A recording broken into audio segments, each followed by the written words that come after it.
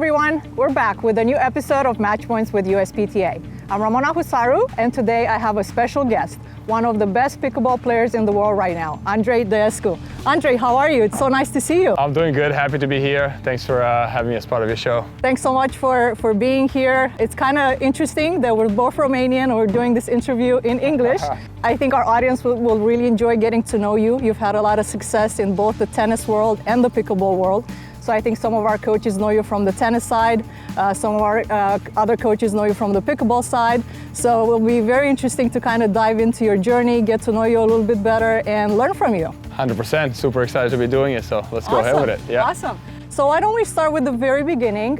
You grew up in Romania, just like I did. Walk us through that journey of how you started tennis and then how you ended up coming to the US. So I grew up in Romania. I started playing tennis when I was about 6 years old. My dad used to play tennis for fun in the weekend, so I used to go out with him and they never let me play with him. And one day there was a lady on the court next to where my dad was playing and she was teaching some lessons, and I was lucky enough to be able to kind of hop into one of those lessons, and I had a lot of fun with tennis and enjoyed it for a while. I got pretty serious with it when I was about 9, started competing, and then it kind of snowballed from there. By the time I was 11 or 12, I was traveling quite a bit to play tournaments, played quite a bit around Europe. Never really made it to the States as a junior, but played a bunch of futures, played a bunch of league matches in Western Europe, you know, Germany, France, Italy. Played some money tournaments there, and then I started getting recruited for college. I had some ATP points, I had a pretty low ATP ranking, and I started getting recruited for college. And my first time in the US was actually for college. I played for the University of Oklahoma, started there in January 2007, and graduated with a degree in human resource management in 2010. And then I started my professional tennis career. Played until about 2013 when I started having some shoulder issues, some shoulder problems on and off for a little while after that. But I stopped pretty soon afterwards, had a shoulder surgery, and that was kind of the end of my tennis career. And then I was teaching there for a while, and I discovered pickleball in 2016, and that's kind of how the pickleball journey started afterwards. Great, so I'm glad you mentioned that you got into teaching. So I would like to learn more about that process. I know that for many of us transitioning from playing, kind of putting, hanging the hat for competition and then kind of transitioning into what's next. How was that journey for you, and how did you get into coaching and teaching? I've always enjoyed the game of tennis, so I knew I was going to try to give it a shot at least after I'm done playing professional tennis. And I've always enjoyed when I was practicing being in South Florida, so there was a job opening that came together here in this area, and I took that job. I think it's 2015, in the summer of 2015. Coaching is definitely different than playing. I had to shift gears there for a little while, you know. I think playing is a lot more intense. Coaching, you have to be a lot more focused and be able to do it for longer periods of time. So definitely took me a while to get adjusted to it. But look, I've always been around the tennis courts, and I've had some really good coaches, fortunately for me, throughout my career. So I was having a lot of fun teaching tennis, and I was teaching pretty much a whole range of players from beginners, adult beginners as well, to competitive kids, kids that were playing on the ITF tour and trying to maybe play professional afterwards or play college tennis at a high level. So it was a whole range, and I found that super interesting because obviously you have to cater it and do it differently depending on the ability of the player and their ultimate goals as well. But I definitely enjoyed the tennis teaching journey, had a lot of fun with it, and I definitely made a lot of friends, especially in the USPTA world at the conferences, and I still keep in touch with quite a few of them. So happy to have made all these connections. So tell us a little bit more about that. When did you join the USPTA, and what motivated you to do that? I joined the USPTA about 8 years ago, I think, and what motivated me was the amount of resources that are available for coaching. Obviously the insurance that a lot of the clubs require as well. A lot of my friends that used to play and now we're doing teaching, they were certified with the USPTA and had all the good reviews and good feedback to tell me about. So that's how I decided to get into it. Went online, got myself signed up, and took the test I think a couple of months later and got certified, and attended a bunch of the conventions, and that's really what helped me kind of get into the coaching world and get better and better at it. Right. So as you mentioned, coaching is a lot about learning about your students and how you can translate 100%. the knowledge that you have Yeah. in a way that relates to them, it's reasonable to them. Tell us a little bit about the transition from when you transitioned into coaching pickleball, and how is teaching pickleball different than teaching tennis? I think teaching is kind of the same from a communication and pretty much mental standpoint as well. In almost all sports, I think it's very similar between tennis and pickleball. I think we all know what the problem is how do you convey that message to the students so they understand it and they're able to fix it, you know? So I think that part is the same in both sports. Obviously, technique-wise, there's small nuances and they're pretty different, you know, tennis from pickleball. But I think overall, when it comes to the technical aspect of the game, you have to relearn it. Yes, the grips are the same, but technique-wise, it's quite different. Tactically, it's very different. Mentally, I think is what you're gonna have the easiest transition when you go from tennis to pickleball, because like I said, I think you're gonna run into the same aspects, and I think the message is the same. It's just up to us coaches to try to really figure out that puzzle piece that's missing and just send the message in a way where the student is able to connect it. Because at the end of the day, we all know what the issue is, you know, it's just how do you get your student to fix it, because you can't fix it for them. So did you play pickleball first and then started teaching it, or was it the opposite? No, I actually played first. I played, like I said, I discovered late 2016. I played it a bunch of times. I had a really good time with it. Like every tennis player, I was a snob at the beginning, you know, and I said, you know, yes, I don't want to try this game and all that. But some of my friends who I used to play tennis with, you know, got me on the court. I played with them. I realized that actually, if you play with the right people and you play the right way, it's a great workout, and it was nice to be able to get that physical aspect back into it and to compete again. So. Really enjoyed the game pretty much right away. I got a pickleball bug, and I signed up for a tournament pretty soon afterwards. I think a month and a half or 2 months into it, I started playing tournaments, and it snowballed from there. In terms of teaching, I think it took me a while. It took me about a year to really figure out the game and the difference between the tennis technique and the pickleball technique, and only later on I started teaching. But the first year was playing and trying to discover, you know, how the game works and you know, the little nuances, the moves, and all that stuff before I was able to teach it. That's great. I mean, I'm glad you're pointing that out, that there's a lot of nuances. Although it looks easy from the outside, once you dive into it, there's a lot of fine-tuning that needs to be done, even though you're an accomplished tennis player.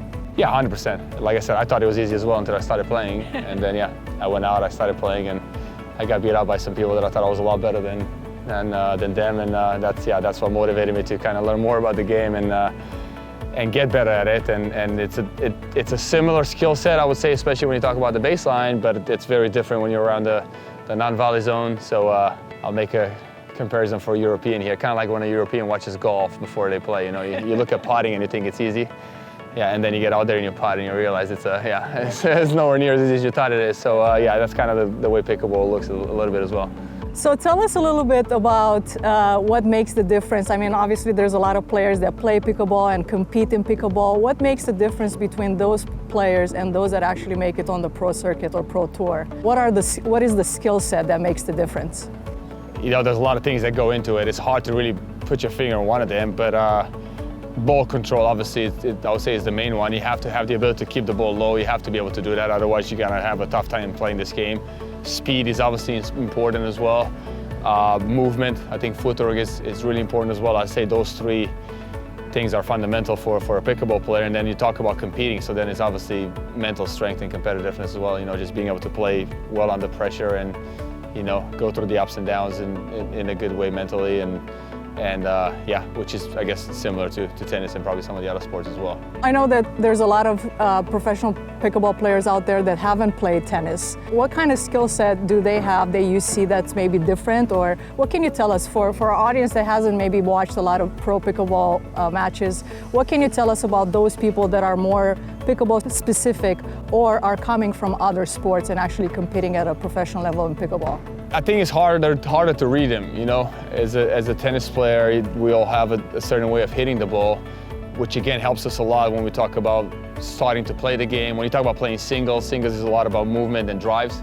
So it's very similar to tennis. It's a very easy transition. But then when you go into doubles, and pickleball is obviously mostly about doubles, it's a whole different skill set, because a lot of the game is played at the non-volley zone line, and there's not a whole lot of things that you can bring over from tennis. You know, it's a lot closer to ping pong. There's actually quite a few hockey players. I think the reflexes and their wrist movement, I think a lot of those guys have a lot of success there. Some baseball players as well. Volleyball players who can move really well laterally and play a low ball. So it's a good combination. I think the best thing about those people that don't have a tennis background that play pickleball is the fact that it's very hard to read them. They obviously have a tougher time around the baseline, but with enough repetition, you get pretty good around there as well. And then once they're at the kitchen line, yeah, they do stuff that you're not really used to seeing, and I think it's much harder to read their shots. Yeah, very good insight. Thanks for sharing that. Obviously, you've been very successful on the tennis side. You've played at the pro level. You've spent some time on the circuit, on the tour. Yeah. You're also now spending a lot of time on the pickleball tour.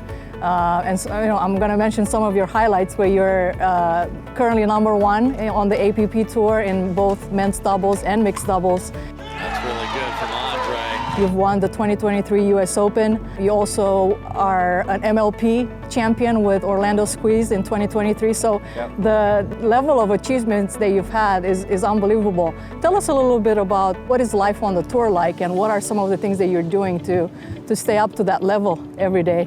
Life on the pickleball tour is much better than life on the tennis tour was, for sure. I had to travel through different continents, way worse in terms of the jet lag. You play a tournament in China, next week you're going to Europe, and next week you're in North America. So from that standpoint, I think tennis was a lot more challenging. I think pickleball is easier because it's mostly based out of North America. I did play a tournament in India earlier this year, and that kind of brought back some tennis memories. But luckily at this point, most of it is in North America, which makes it easy. It's just, I know some people complain about the West Coast to the East Coast flight and all that, and I think it's pretty straightforward. It's not that bad at all. I do play about 35 events a year, roughly over there, so that's a lot of travel. But again, I think it's pretty short travel within cities here in the States. I live in Florida. There's quite a few tournaments here in Florida as well, which makes it a little easier. But you run into the same things. You're trying to take care of your body. You're trying to make sure you get enough rest, after a lot of traveling and stuff like that. Tons of practicing for sure. Depending on the tournament schedule and where I'm at in the year, you have the preseason training, which is usually 4 to 6 weeks before the tournament schedule starts in January. And then I try to take maybe 2 breaks during the year that are about 2 to 3 weeks long, and kind of take a step back and do a lot of recovery work and stuff on my body. And then other than that, weeks off from tournaments is a lot of physical training, conditioning training, and a lot of playing. And then the weeks with tournaments is mostly recovery work, stability, flexibility work, that kind of stuff that doesn't take too much of a toll on the body, and just a lot of playing. Yeah, you gotta recover the body to be able to sustain that type of effort. Yeah. You gotta be able to, put forward your best level every week, and it's not going to happen if your body's a little banged up, or if you're tired. So you always have to look after your body and listen to your body as well. So switching gears a little bit, you've obviously been traveling and competing, but you also have been a pro at the Bala Nile Country Club for a very long time, and you're still involved with them even today, and they're very involved with the USPTA as well. And we know that in the racket sports industry these days, pickleball is taking a significant role. More and more clubs are adding pickleball courts. The programs are booming. What is the role of pickleball right now in the racket sports ecosystem, in your opinion? Yeah, so I've been here at Bala Niles since 2017. There was no pickleball here when I started. It started about early 2018 here with some of the members bringing the game over. It went through kind of the same transition like every other club, where it started on the tennis hardcourt, with some of those tape lines, and people tried it out. And I think in a private country club industry, and I just think in the country club industry as well, because of demographics, and the way the people play, not everybody has played racket sports before they were 30, to be able to have all the necessary skills. I think pickleball does very well because it's so easy to learn. It's hard to master it once you get to a certain level. Once you get to a 3, 5, 4 level, it becomes a lot harder to improve from there on, but it's so easy to learn, and it's so much fun. You can have that back and forth at the net, that's pretty fast. You can still have a great workout. I compare it usually with tennis and golf, where I think it takes a couple of months for tennis or golf before you can go out on the course and have a decent round and have fun, or go out and play a game of doubles. While pickleball, I think in like a week of playing, you're already able to play some points. You might not be a great player, but you're able to play some points, you're able to get that action, you're able to compete, and it challenges you like that, and it keeps you coming back. So I think And the retention rate, because of that factor, I think is around 90% or higher. I mean, it's very rare I run into people that say, you know, this game is not for me. I think a lot of people love it. It's also, I think, a little bit more social than tennis, you know, with the aspects such as drop in. You know, you don't have that aspect in tennis where people will just drop in and randomly play with each other. So I think tennis takes a little longer to play a set or even a match. You know, a game to 11 in pickleball could take anywhere from 10, 15 minutes to maybe half an hour max.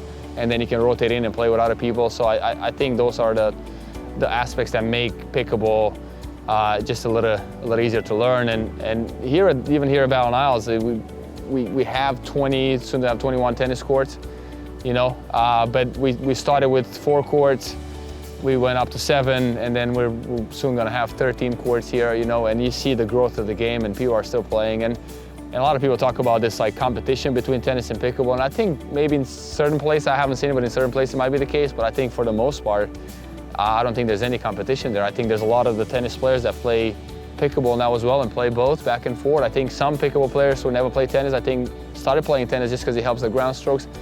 I actually think it's a healthy relationship between them. I do think more people play pickleball or start to play pickleball, start to learn about pickleball, just again because it's a little bit easier. But I think I think they can both coexist in the racket sports world. It's obviously working really well here at the club and all the clubs in the area as well. And I think it's going to continue to be the case. So on that note, we know that there's still a lot of tennis professionals out there that are completely against pickleball, and they see it, like you said, as a threat, or maybe they're just not fans of the sport. But the reality is that the sport is here to stay, and there's a lot of interest in it, right? What would be your advice to those people in terms of them thinking maybe a little bit differently, and what pickleball can potentially bring to their programs in terms of revenue and so on? Well, I was one of those people, right? I mean, I mentioned that in the beginning that I was one of those people. I think as a person, I think you just gotta try to play it a couple of times with the right people, obviously, and you'll see what the game is about. You'll discover right away that it's a great workout, it's a lot of fun. So you'll understand that it's a lot more to it than what you thought it is, and you can't blow it off. As a professional working at a club, there's obviously no way to go around it. Whether you like it or not, you're going to have to expand your pickleball program. You know, it attracts a lot of membership. I think for us here at the club and just in general, I mean, it attracts membership as well. That's one of the first questions you get hit with these days, you know, with people that are trying to move into certain clubs. Do you have pickleball? What is your pickleball program like? You know, how many courts do you have and all that kind of stuff. So you definitely want to be looking at it. Expanding your facility when it comes to pickleball, having some good programming, you know, having some pickleball events, and you don't have to be a great player to be able to do that. I think you just need to study the game a little bit, you know, take a couple of courses, you know, use, I guess, USPTA to learn a little bit more about the game, and I think that's going to be enough to get things off the ground and be able to provide quite a bit of revenue for the club. Look, we were doing very well before pickleball here at Battle Isles with tennis, and we're doing even better now, you know, because we're able to supplement that revenue with some pickleball as well. And I don't think there's any, again, competition between them. I think both sports can coexist, and I think that's only going to help your club revenue to, you know, to get better and better. So yeah, I think it's a must. Again, being in this industry right now, it's a must to know about it as a professional. You have to. If you're looking to be a head professional or director of racket sports, you definitely need to know it at this point. And then, like I said, from a personal standpoint, I mean, I think you can't say you don't like the game until you really tried it and played it a couple of times. And if you tried it, you played a couple of times, you don't like it, obviously that's, you know, it's normal. I mean, not everybody will like it, but I think a lot of people, like I said, I was one of them, blew it off before they even tried it. And once you try it, you're like, wait a second, this is a little different than I thought, yeah. That's right. So I'm glad you brought up the fact that in terms of someone looking to advance in their career, I mean, if you're looking to get those top jobs like head professional or director of racket sports, it's an absolute must now to be knowledgeable on not just pickleball, but padel and platform tennis and all these other sports that are very much in demand right now. And the way to start it is, you know, with the first step, and then obviously teaching is one aspect, but then there's the events part of it, right? There's the operation side of it that can expand it and take it to a different level. So do you have any suggestions or any, do you want to share maybe some of the ideas that you guys do here or you have seen around in terms of clinics or events or camps that people are doing with pickleball that are bringing a lot of success? I think from an event perspective, I think it's extremely similar to tennis. I do think pickleball caters better in terms of events just because of the social aspect of it and just the fact that it's a little more fast-paced, and it's just the fact that you can have players of different levels that could play together and make it much easier, right? I mean, in tennis, if you have a 4-0 playing with a 3-5, I mean, they can go back and forth to a certain degree, but at the end of the day, the 4-0 player is not gonna have a great time. Pickleball, I think you can still see a difference in the level, but they'll have a back and forth that's productive and fun for both sides. And then also if it's a social event, you know, it makes it that much better. I think, you know, if you're starting your pickleball program and you're just trying to get it off the ground, I think the drop-in is a great starting tool for clubs, you know, because that allows people to just come out. You know, we used to do it in the mornings, high time, I think it's 9 to 11, you come out and it's all levels. So that allows everybody to kind of come out and get to know each other. Again, it's a great starting tool. As soon as you develop that community and you build it up to a certain degree, I think the drop-in kind of runs its course, and then it turns more into organized play. But to get it off the ground, I think drop-in is huge. We also have a weekly clinic, it's called Learn and Play. So people who are not necessarily first-timers, but just they're still trying to get their feet wet with the scoring, with the ruling and all that kind of stuff. I think that's a great clinic to attend maybe for the first 2 or 3 months and really get up to pace with the game. And then like every other club, we know we have an intermediate clinic, and then we have the advanced clinics as well.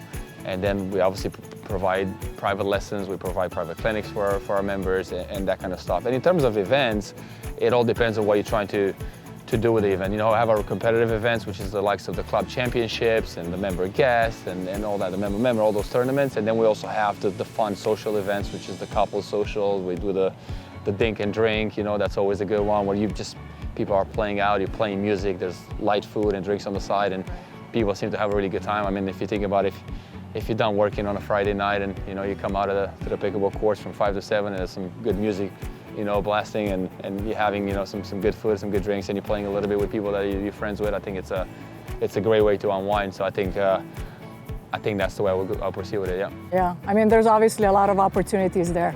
100%. Yeah, you just got to be creative and see what the members are asking or what your students are asking for and try to fulfill that need. 100%. I think you have to know exactly where you're at with your community as well. Again, if it's just starting off, which could be the case still in certain places, I think there's learn and play, there's drop in, stuff like that. That's pretty basic that you get going in some social events. And then if you really have an established community, I think like we have here, you're probably not looking at drop in anymore and stuff like that because you want people to be playing with their own levels.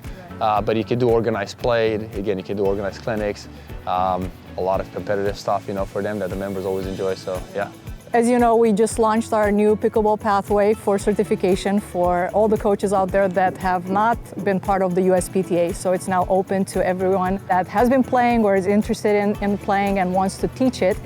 And we were lucky enough to have you as the main presenter on that course and learning from you and learning all your secrets. Knowing your background, tell us the importance of getting a certification, getting educated, even though obviously at your level you've been a professional tennis player, you're now a professional pickleball player, and you're still seeking to get certified, you're still seeking to advance your professional development. Why is that important? Well, especially in the pickleball world these days, I think, you know, it's kind of like the new kid on the block, the hot thing out there where everybody's trying to play and they could make some good revenue with it as a teaching professional. And unfortunately, at this point, there's a lot of people that either transition straight from tennis or squash or racquetball, and they're trying to teach, and they're definitely teaching the wrong things, and you know, it's costing their students quite a bit. So I think it's important to be knowledgeable when you're teaching something, whether it's tennis, whether it's pickleball, whether everything you're teaching, you know. So I think it's really important to try to expand your knowledge, learn the fundamentals for sure, and that's why I think the certification is important, and just attending different courses and attending different conventions, because you really want to make sure you provide your students with the best service you can provide them with. And even though you're good at teaching because you've been teaching tennis or any other racket sport, that doesn't mean you're going to be good at pickleball. That's why I did it. Again, that's why I played for about a year, and I learned some things, but I learned the most when I did my teaching course, and I really got the small nuances about teaching as well, which is different than playing. I think playing helps, but I think teaching is a different ball game, and I think it's really important to get the right education before you go out and you actually teach your students, whether it's technique or tactical stuff, because it is different than other games. Yeah, and like I said, I think at this point it's very helpful because it gives you an edge. I think right now it gives you a pretty big edge because a lot of people just go straight from teaching tennis into pickleball. The industry is full of those, and you being knowledgeable and knowing what you're talking about makes the world of difference to those students, you know, because the students will go online, they'll watch some professional pickleball, they'll attend some tournaments, so they'll learn right away. They'll know what's right and what's wrong, and you want to make sure you're providing them with the right information. Right. You're not just winging it out there. You know? That's right. Yeah. Exactly. It's that quality of teaching that if you set that standard for yourself as a professional, right? That you hold yourself to a certain standard. That's where the education comes in, your credibility, and obviously the word of mouth will bring you more and more students. 100%, and that obviously you mentioned the pathway. I think is the same when you talk about being a head pro or director or a general manager, whatever the pathway might be for you.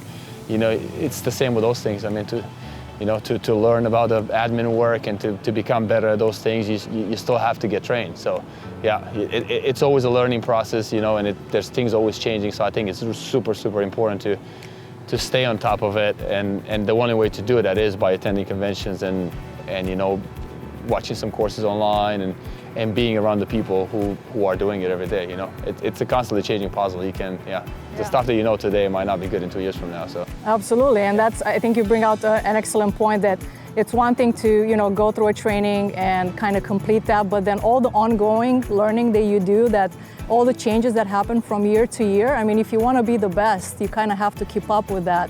On the pro circuit, pro tour, you gotta fine-tune your skills every year and see and keep up with what the latest trends are. You gotta do the same with any profession that you do. 100%, I completely if you agree, believe in what you do. No, definitely, that's the only way you're gonna succeed. I mean, and you can see it with, again, all the sports, including tennis. And the serve and volley used to be a huge play in tennis, 15, 20 years ago. That's right. Yeah, and that was non-existent, you know. So it's, you know, the equipment is always changing, the balls are always changing, so you have to stay on top of your education for sure. There's always something new and you have to be on it. Yeah, well, we're glad to have you obviously part of the organization and to have you as such an ambassador and really walking the talk. You're really doing everything.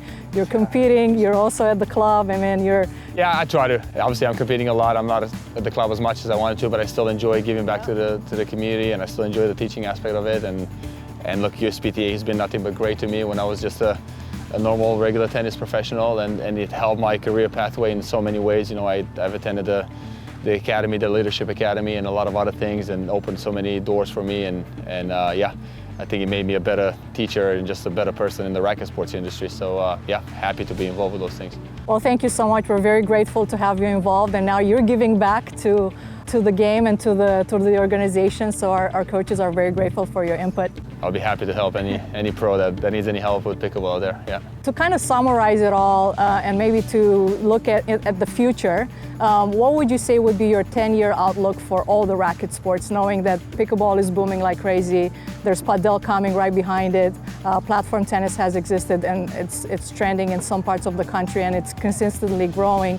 How do you see our racket sports industry in 10 years? Well, I think it's only going to continue to get more and more complex. I still think tennis is going to be the main game.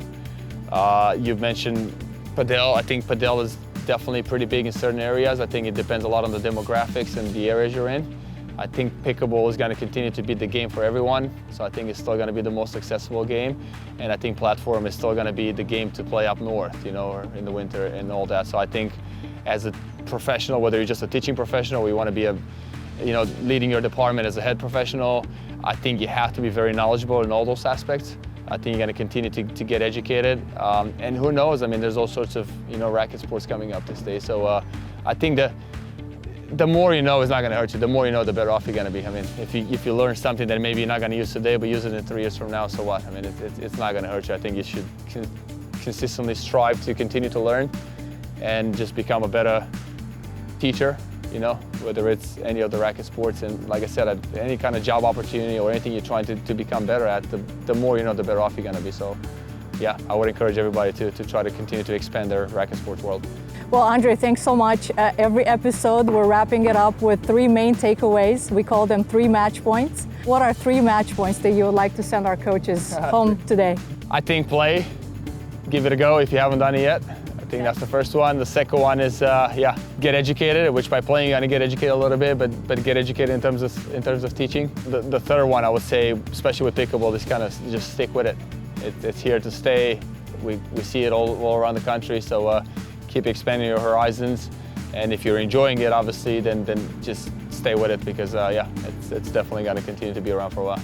Well, thanks so much, Andrei. This has been a lot of fun, even though we did the interview in English.